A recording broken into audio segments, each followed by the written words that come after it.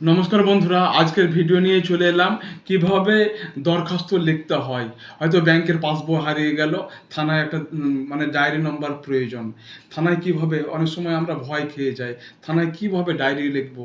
হয়তো প্রধানকে একটা দরখাস্ত লিখবো, প্রধানকে হয়তো আমার বাড়ির অবস্থা খুবই খারাপ, হয়তো বৃষ্টির জলে মানে ক্ষয়ক্ষতি হয়ে গেছে, হয়তো জল পড়ে গেছে, নাহলে ঝড়ে আমার মানে চালা উড়ে নিয়ে গেছে। তাই কিছু সাহায্যের জন্য প্রধানকে কিভাবে দরখাস্ত লিখতে হয়, বিভিন্ন রকমের দরখাস্ত। হয়তো অ্যাডমিশন হয়েছি স্কুলে, একটা মানে 11-এ হয়তো ভর্তি হয়েছি, সেখানে একটা সাবজেক্ট চেঞ্জ করব, তাই অনেক সময় প্রধানকে দরখাস্ত লিখতে হয়, কিংবা হেডমাস্টারকে দরখাস্ত কিভাবে লিখবো।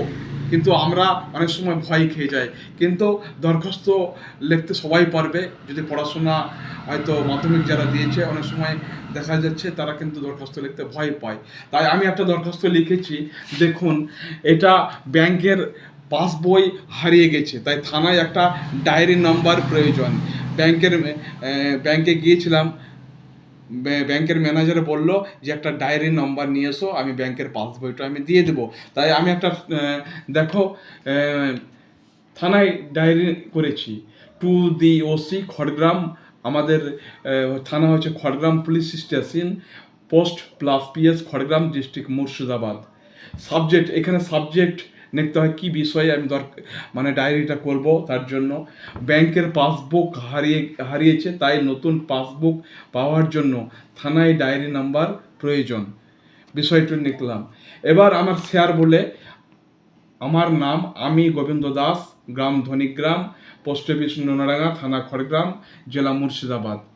মহাশয়, আমার বিনীত নিবেদন এই যে আমি ঝিল্লি ব্যাংক অফ ইন্ডিয়া ব্যাংকে একটি অ্যাকাউন্ট রয়েছে, অ্যাকাউন্ট নম্বর এত, অ্যাকাউন্ট নম্বরটা দিয়ে দিবেন।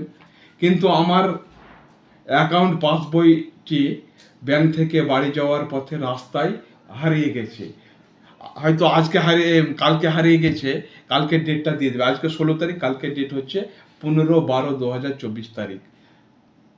হয়তো 11টার দিকে কিংবা 12টার দিকে একটা সময় দিয়ে দেবে। তাই নতুন পাসবুক পেতে থানা থেকে ডায়েরি নম্বর প্রয়োজন। তাই মহাশয়, যাতে আমি ডায়েরি নম্বর পাই, তাহার জন্য আপনার নিকট শরণাপন্ন হচ্ছি। এদিকে ইতি বলে এখানে সাইন করে দিতে হবে। আমি সাইন করিনি, তবে এখানে সাইন করে দেবে। আর এদিকে যেদিকে আছে বাদিকে, এখানে ডেট লিখে দেবে। তাহলে এই ফাঁকা জায়গাতে ডায়েরি নম্বর দিয়ে দেবে।